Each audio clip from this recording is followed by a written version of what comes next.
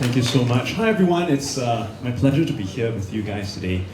I don't have a lot of time to actually talk about storytelling, which is a topic which I am very passionate about, and I hope to give you some handles about what makes a good story. But how I'm going to do this session is that while I share with you some fundamentals, I'm also going to give you some resources later on. So feel free to take a picture, to go back, to YouTube it, to really find out a little bit more. Okay, and then hopefully later during the Q&A, I can also deep dive into some of the topics which you feel might be useful to you. So because of time, I won't talk so much about myself, except to say that yes, I used to lead the video team at Mothership. I'm glad some of you really love our content, and I hope that it has really provided a lot of value for you guys. These are my two sons. I like to put them in my presentations. So yes, I'm a father of two. I also have a film on Netflix, so if you guys are free, feel free to go and check out the film Andre and His Olive Tree. And from there, I learned a lot of things about storytelling, which I hope to also share with you guys today. And I'm also an author of a children's book called The Story of Number 9. Okay, so enough about myself, let's go straight into what storytelling is. So these are the things which I'm going to be covering today. Okay, basically what exactly is a story? Why are stories so important? And why is the work that you guys are going to be doing when it comes to talking about drugs through a storytelling format, through a video format, so important? I hope to explore that a little bit more. I'm going to talk about two dimensions of storytelling, the two things that you need to note about that. Give you some storytelling techniques, talk about emotional visuals as well as vertical video formats, which, by the way, I think a lot of y'all should be very familiar with.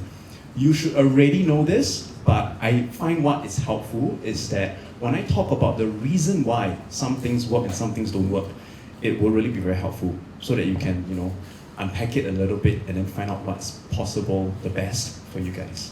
So, first question, why are stories so important? Now, there are two things which I hope to convince you about why stories are so important, which also convinces you about why the work which you guys will be doing for the competition and for CNB is so important. Number one, because of stickiness. Now, there's a research by Stanford University which shows that when you tell a story to someone, the person remembers the story and the details of the story much better than when you present facts alone. So it's very different from telling you that, okay, you know what guys, these are the side effects of drugs and these are the whole list of things that you need to learn about when it comes to drugs. You actually tell a story. And it's also my secret about how I teach my children things. Yeah.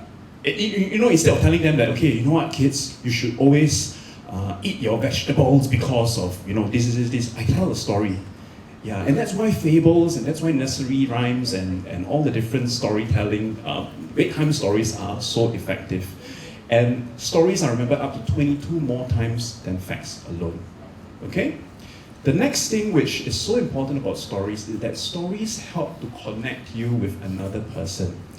Actually, on a scientific level, stories connect you through what you call let me explain this through the experiment that this team of scientists at Princeton did. Okay, so this neuroscientist, actually what she did was she put one person into an MRI machine. Now an MRI machine is this machine where you measure your brain waves. So when certain things happen in terms of emotions, when you feel something, certain parts of your brain waves actually light up. So what this scientist did was, this scientist played an audiobook, a story about something that happened. I don't know what the story is, but at certain times of the story, this person that was in the MRI machine had different parts of the brain waves being lit up.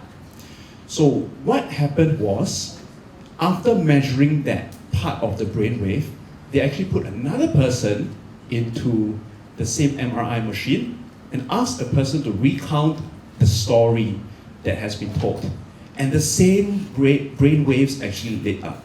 Which means that when I'm telling you a story, the emotions that I feel, the things that I want to tell you, actually connects with you because you feel almost similarly as I do. So when we tell stories about the victims, when we tell stories about the effects of drug abuse, I think that's one of the greatest potential that we can actually use with stories, so that people really feel and understand the effects of drugs. Okay? So, I'd like for you to learn, and the reason why I'm telling you this is because think about the objectives of why you are actually making the video. A lot of times we want to make a video and we think that, oh, of course it's funny, lor.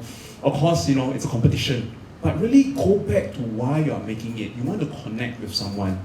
You want to make sure that the things that you're telling them sticks with them. And so after you have completed the video, I highly encourage you to really go back to think about, oh, does this video that I've just made my friend watch, does it connect to them? Does it really stick with them? And I'm going to talk to you a little bit about how to tell your story in a way that connects and sticks with them. All right? You guys good with me so far? Following me, yeah? Okay. Now, so there are two dimensions of storytelling. The very first one is what exactly is a story? And the second one, which is more important, is how are you going to tell an effective story? I'm going to show you a very quick clip to kind of illustrate about what a story is all about. This clip was something that I developed when I was interning in Hollywood many years ago. We were developing I'm not sure whether you all know this animation called Ninjago. Yeah, okay, good. So this Ninjago film, which was released like a few years ago as well, before it was actually made, we actually had to make something like a teaser to show investors what the potential of the story is about. But guess what? We didn't have a script then. We didn't have a story then. So how are we going to make something like a teaser to ask people to give us money without even having a story? And this was what we did. And this should give you an idea about what storytelling is all about.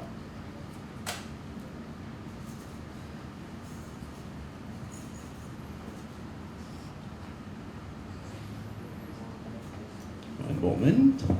Let's see if it's playing. Yeah.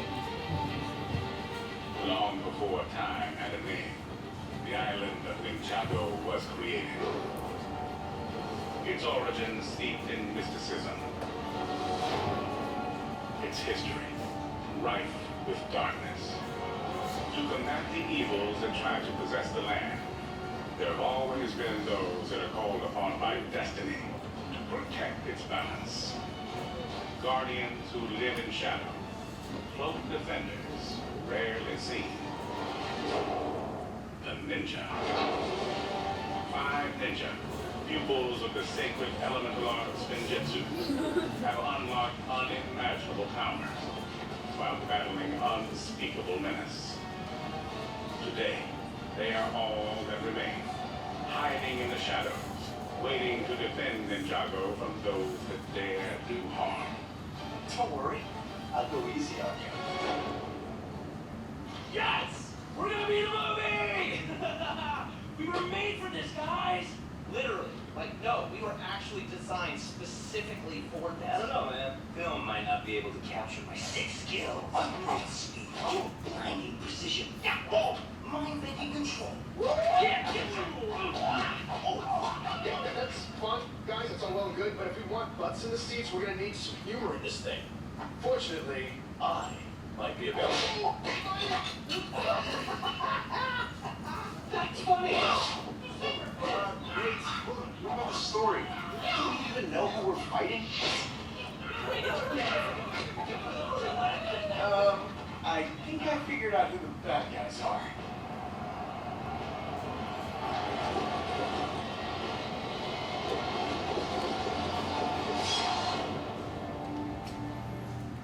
Right, so that was what we did to kind of ask people to give us money to make a film.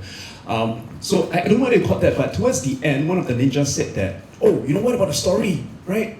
What exactly is going to happen? Now that actually promises what we call tension. There's this tension that you feel at the end of the day. You want to find out whether the ninjas win. You want to find out what is it that they are overcoming. Now all stories, all good stories are about tension. And this is what we're going to explore today. And I hope that you will also try to find exactly what the tension is that you're trying to uncover in your little filmlets that you're going to be doing for this CNB. But what exactly is tension? Let me break it down for you a little bit more. Tension is basically very, very simply how things are versus how things should be. How things are versus how things should be. Let me explain. Now, if I were to draw like a chart, right? At the bottom is how things are, and at the top is how things should be. There's a tension between how things are right now versus how things should be. And in between, this gap is what the tension is all about. And your story is about how your characters close this gap. Yeah? You follow me so far? Now, let me give you an example. There are two ways of actually getting your characters to close the gap between how things are and how things should be. The very first way is what we call strive, right? And your characters have the tenacity to actually move how things are closer to how things should be. Okay, so for example, are you familiar with Romeo and Juliet? Kind of, right? Yeah, I tried to choose a very universal story. So Romeo and Juliet, okay, I don't know whether you can see the words, but I'm going to read it out for you. How things are is that Romeo and Juliet are in love, but they are from rival families. They cannot meet. They cannot fall in love. They cannot get married. How things should be is they want to get married, right? And so the entire film, the entire story is about how they close this gap. And they meet problems along the way, right? And so what Romeo and Juliet does is they have a secret marriage. And so the more they try to solve the problem, the more they try to close the gap, okay? And you will be surprised when you are actually charting your story. A lot of us, we just chart our story, we just write our story because it feels right. But when we put it into a chart like this, we realize that, oh, wait a minute, the tension isn't strong enough. And a lot of times this is the problem. Because the tension isn't strong enough, because your characters are not active enough to try and close the gap, you find that something is wrong with the story. Now there's a second way of closing the gap. The first way is this, right? You move how things are closest to how things should be. The second is closing the gap by moving how things should be down. You settle for a result that is not the most ideal, but you're contented with something that is, let's say, second option. So, for example, this, by the way, happened just last weekend. How things are is that it's raining right now over the weekend, right? With my family, we were supposed to go to the beach, right? That's our story. The story is for us to close the gap, right? But guess what? What we did was, instead of going to the beach, we settled. We stayed at home and played Monopoly instead. Yeah? So that's another story. But I'm also here to tell you that most of the times when your characters settle and your characters are contented with a result, not that it makes a bad story, it's usually harder to tell a more compelling story. Because you always want your characters to strive, to be active about something. Okay? So, tension is about closing the gap. If you have no tension, you basically have no story. And why is tension relevant? Now, I recognize that the videos that you guys are going to be doing is like 3 minutes, if I'm not wrong. It's short format. And so, I'm also here to present to you that it also is relevant for shorter format videos, even if it's just 3 minutes. Okay? And advertisements do this all the time. Before I was in Mothership, I was also leading the film and content team in an advertising agency, and I was met with this all the time. You know, how can we tell tension? How can we tell a story for our brands? And guess what? Your brands, a lot of times, are about telling you their story of how they are closing the gap between how things are and how things should be. Let me give you an example. We have two companies. Company A tells you, this is our story. We build computers. Company B tells you, this is our story.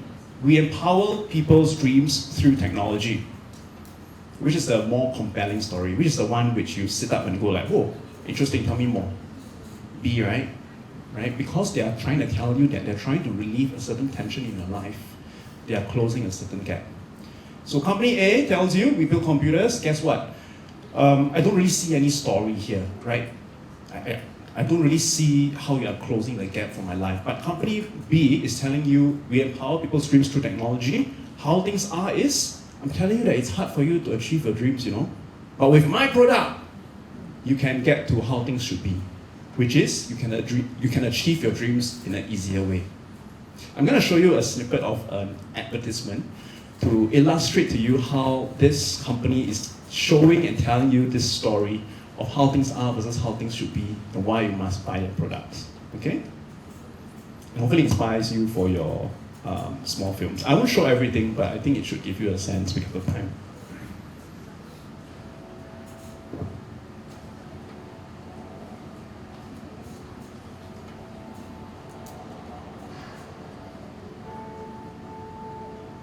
We don't read and write poetry because it's cute.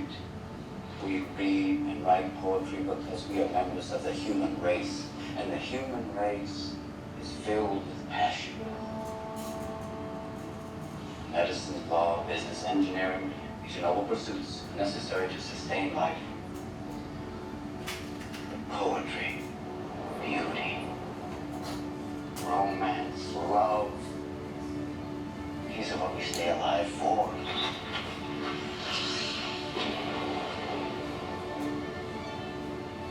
To quote from Whitman, "O me, O life of the questions of these recurring, of the endless trains of the faithless."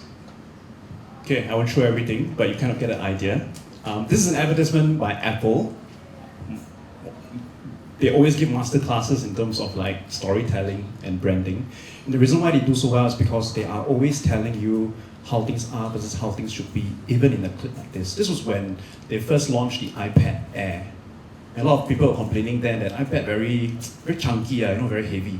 But now they're trying to tell you that you can achieve your dreams. You want to be a world-class mountaineer and think about how to scale mountains. Guess what? We are here to empower your dreams with a very lightweight iPad Air. Yeah. Or if you don't want to scale mountains, you think that you're more artistic, you want to draw something, guess what? The iPad is there for you. Yeah. That's essentially what it's telling you. That's the story that it's trying to paint for you. Okay? So, I've gone through with you what a story is all about, how things are versus how things should be, and remember, all stories are about tension. I'm going to go into how then do you bring out that tension? How then can you tell a story? And to do that, I actually have this thing called story decisions for you guys to consider. Now, these story decisions don't always appear in all the stories, but these are useful for you to think about when you are crafting your stories and writing your little films. Okay, so there are 4 things which are very effective. These are almost like cheat codes, and you can also observe them in many of the films and stories that you watch online or even in the theaters. The 4 things are dramatic irony, holotroph effect, setup and payoff, and the twist. Now let's go to the number one thing, which is dramatic irony. What dramatic irony is basically your characters, which are in your story and your film, does not know something that you as the audience knows. And there's that tension that you have, there's that emotional output that comes from within you when you are watching it, because you want to actually tell your characters something, but your characters cannot listen to you. And that's where humor and sometimes tension happens. Now let me give you an example. You're watching a film, and the scene is basically showing you that there are a lot of people at a concert. Let's use Taylor Swift, because everyone loves her, right? Everyone's at Taylor Swift, right? But the director cuts to another scene of a bomb which is nearby. Everyone's just, enjoying, and Taylor Swift comes out on stage and cuts back to her, and she says that, "Everyone, let's have a bombing good time!" And then it cuts back to a bomb which is ticking, and you kind of know that if the bomb is not being removed at that moment, a lot of people are going to get hurt, right? And it cuts back and forth. And the reason why you feel tension, the reason why you feel a certain emotional thing is because you want to tell everybody to get out of that concert right now. If not, something's going to happen to you, but you cannot. Okay, so that's dramatic irony. Something that you know that the characters within the film does not know. So when you're writing a story, think about what are some of the moments where you can create dramatic irony. Now, instead of just applying it to like action films, a lot of people use this for comedy as well. Okay, I'm going to show you a clip from one of my favorite animations of all time, Finding Nemo. I want you to kind of realize and pick out, and I'm going to ask you later, what are some of the moments which are dramatic irony? Okay, reminder, dramatic irony is basically things that the characters don't know, but you as the audience know. And because of that, there's a certain emotions that's being evoked. Okay? So this is a small scene from Finding Nemo.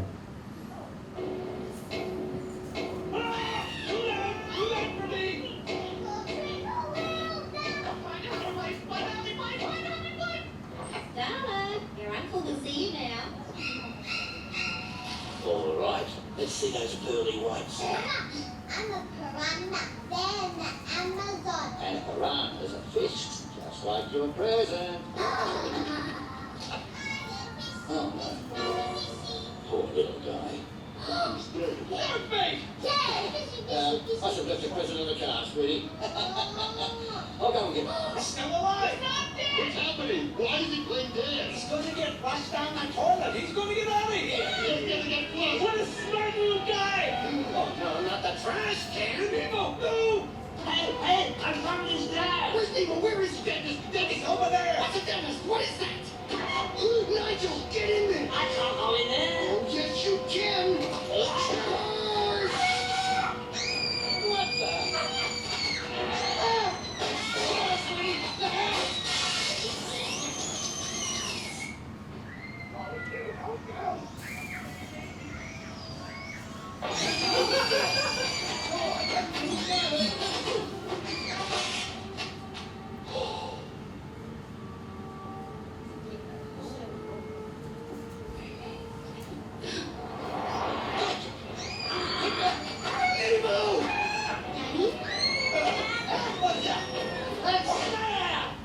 Daddy? Fishing! Wake up! Wake up! Oh no! Wait, can I help him out? Wanna hakabuki? Float! Okay, I'm gonna stop because of time.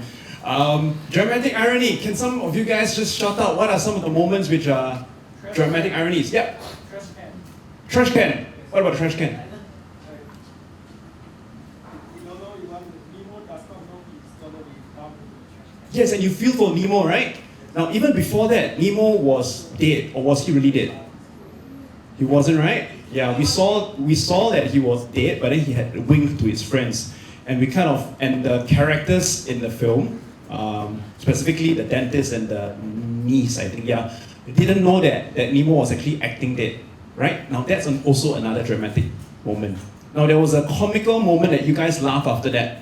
That was actually dramatic irony as well. Anyone can basically shout it out. The boy in waiting. The boy in waiting, very good. Yeah, right. The boy is like thinking, "Oh my goodness, is this going to be happening to me? You know, is it so traumatic to actually go to the dentist?" But actually, it's dramatic irony. We know that it is not the girl having her tooth being plucked out and anything. It's just all the funny things that's happening, right? And that's how comedy happens.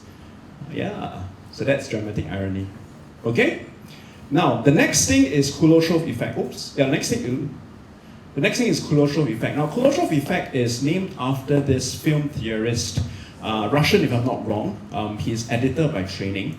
And he basically came up with this theory that if you have image A and image B will always inform you what image A means.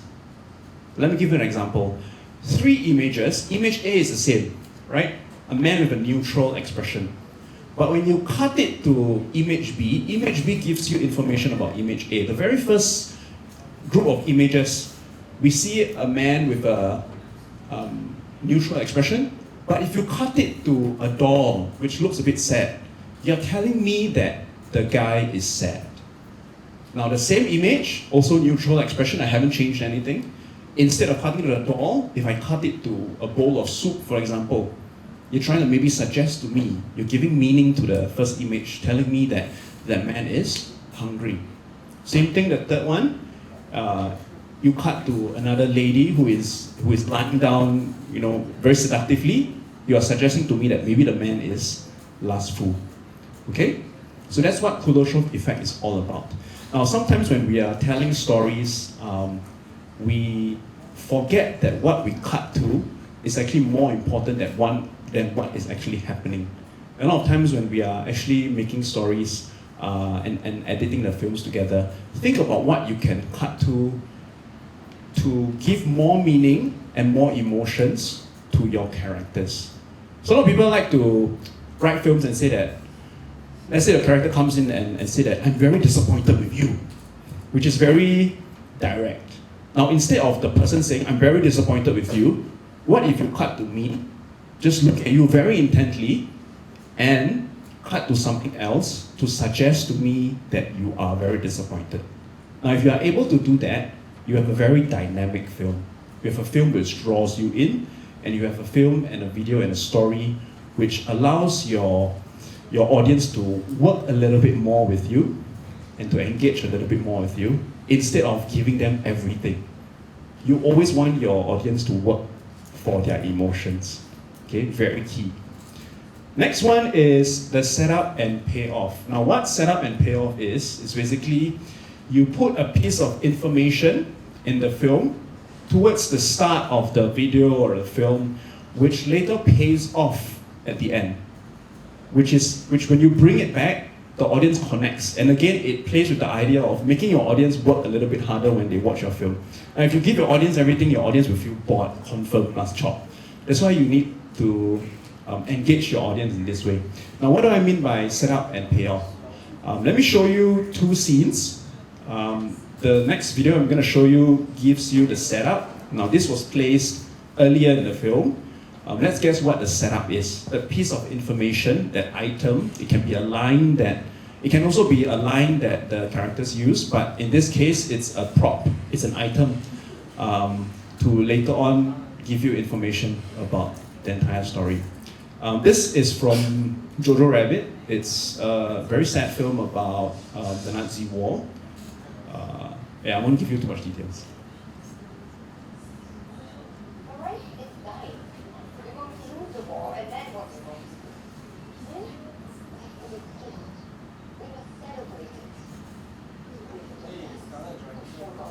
Yeah, Scarlett Johansson. So she's dancing. Notice how there's a tension on her red shoes, right? It's trying to tell you that this is the mother, right? Now, later on in the film, the Nazis has lost the war, right? And the Americans have won, and they have come in. And this is the scene that followed. So same boy.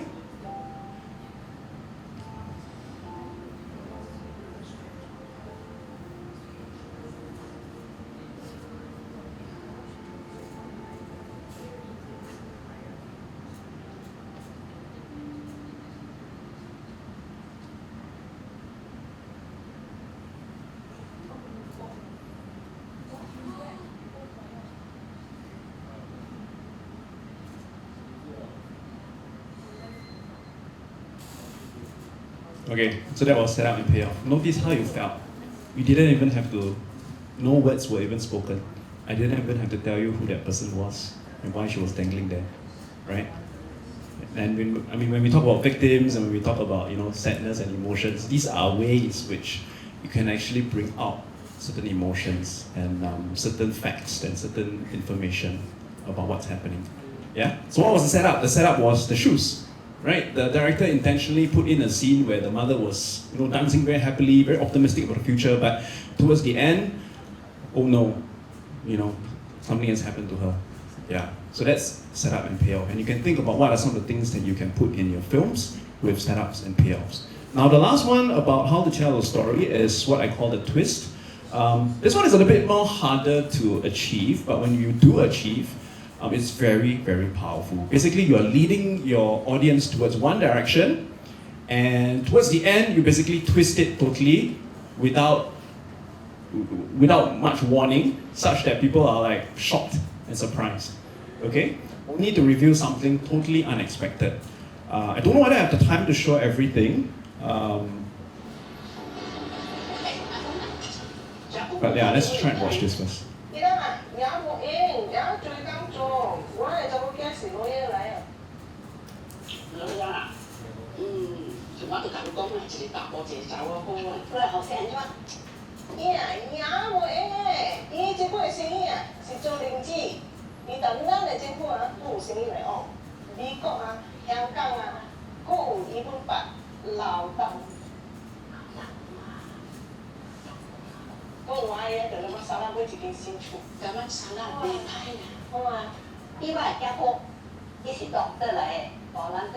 specialist 他们 cardiology 以前搞摊位的，安尼搞，一个我早晚转。我特别拍电话哦，伊真无闲的哦，伊若喺咧会计楼做工吼，我特别讲我问啊，真出名，迄个会计楼我都唔知影对面哦，就特别我伊一年内面趁到差不多450,000哦。是咯，我阿囝伊一包开大，会趁20,000英镑啊，一日会开5个啊。顶啊，顶。我囝好啊，我囝在我了哦。在咯，是哦，真麻烦哦，逐摆叫到我都来带我去行哦。再举来哦。我囝来了。你要早点啊。妈，好。好啊。妈，叫你拉那去见马伦咯。叫马伦见面未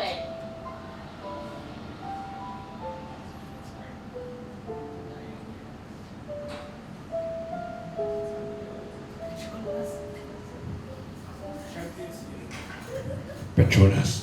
Nobody expected that.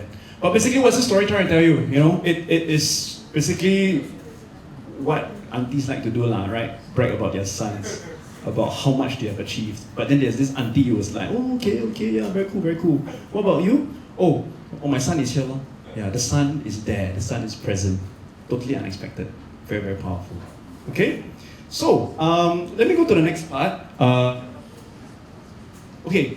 In visual storytelling today, we need to understand that our audience perceive visuals in a very different way.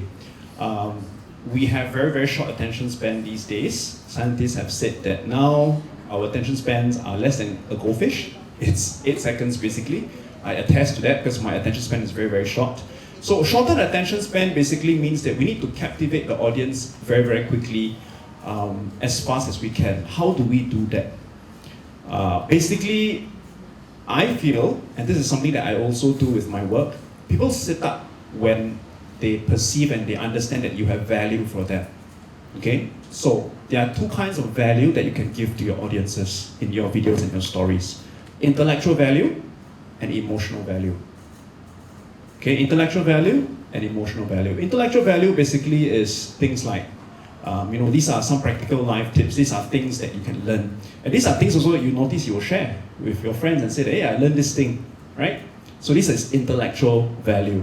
What are some of the things intellectually that you've learned today from the sharing by the CNB officers and even MOS himself that you might be able to apply in your video? Something that you go there, hey, I never knew that.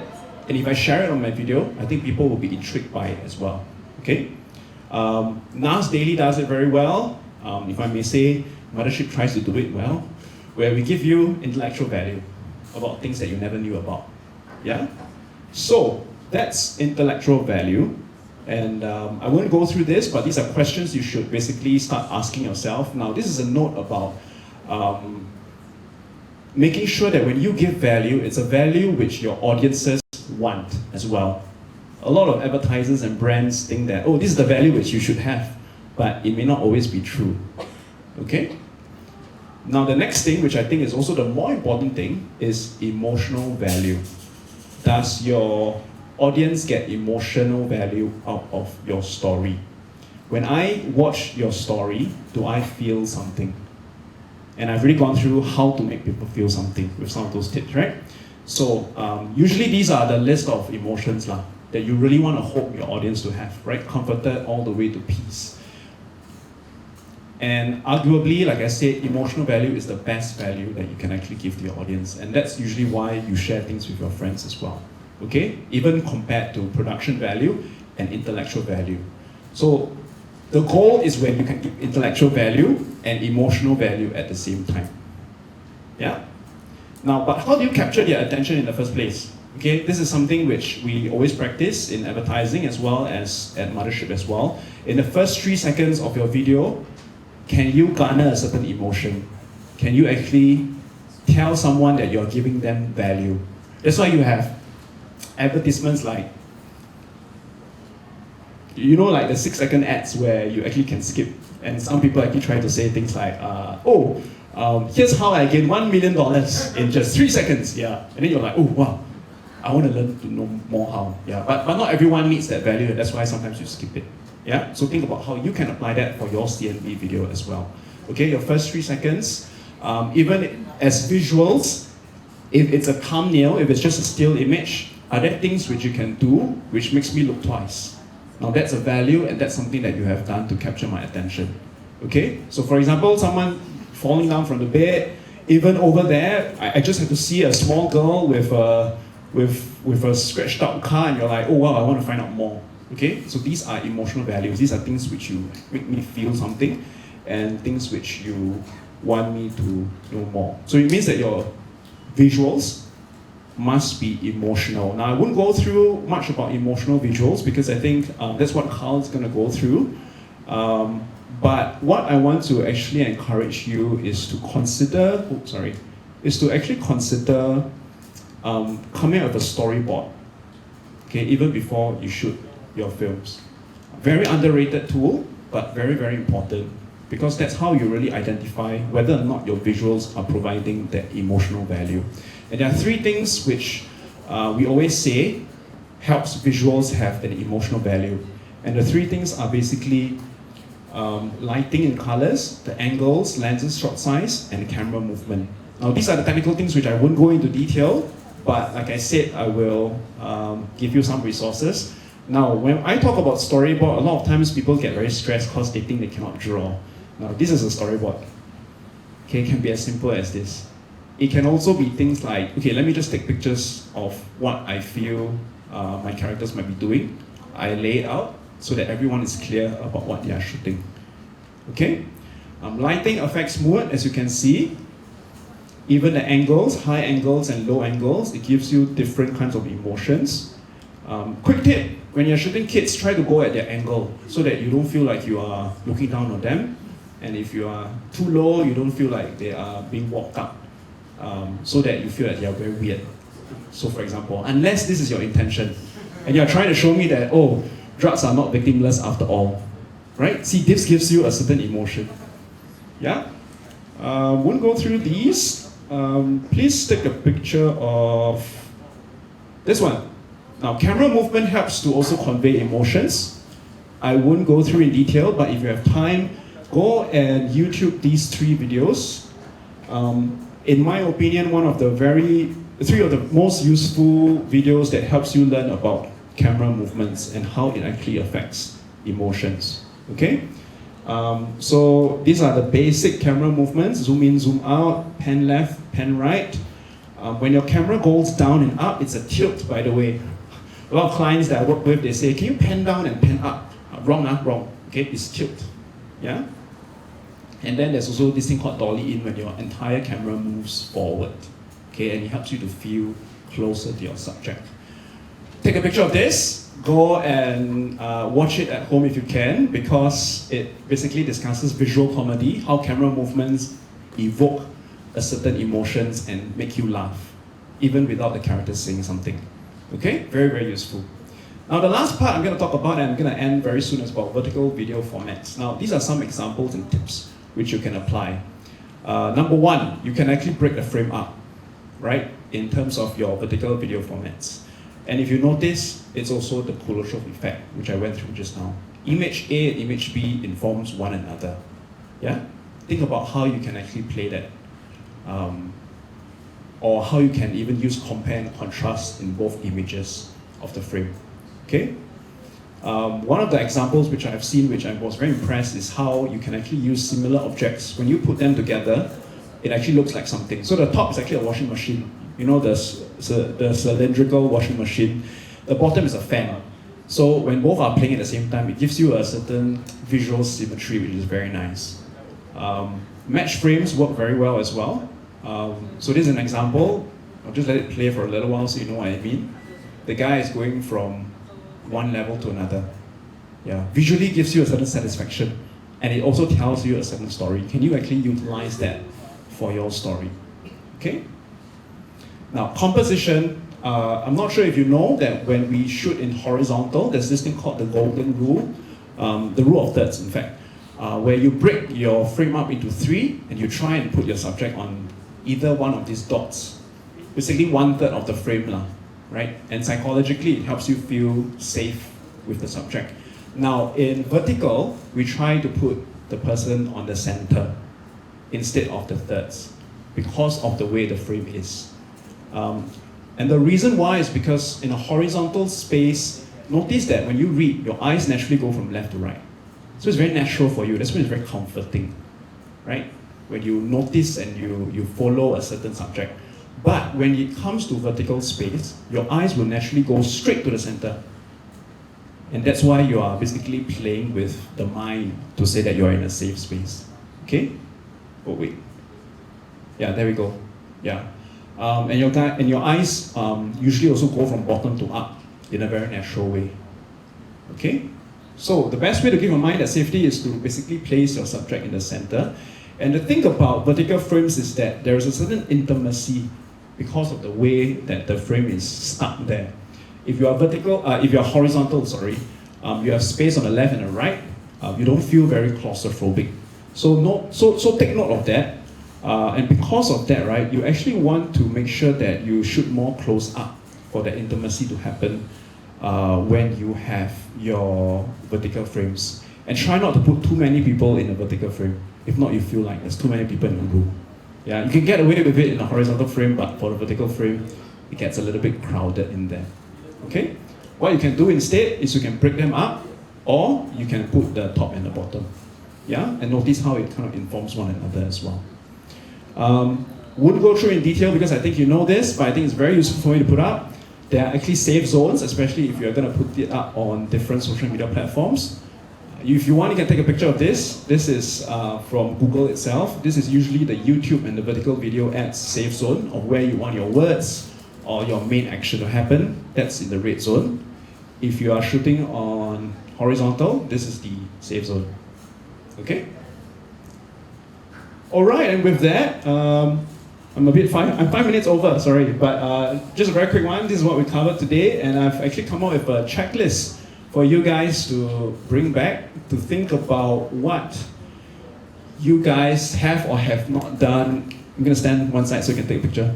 Yeah, what you guys need to achieve when you are doing your videos. Some questions that I hope will actually prove useful for you guys. Okay?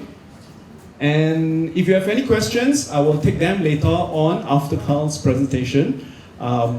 If you have, you can use the Slido, I guess, or if you want, you can just write it down on your phone first, and then later you can ask together. Because I think what Carl is going to be going through will coincide with what I've just shared.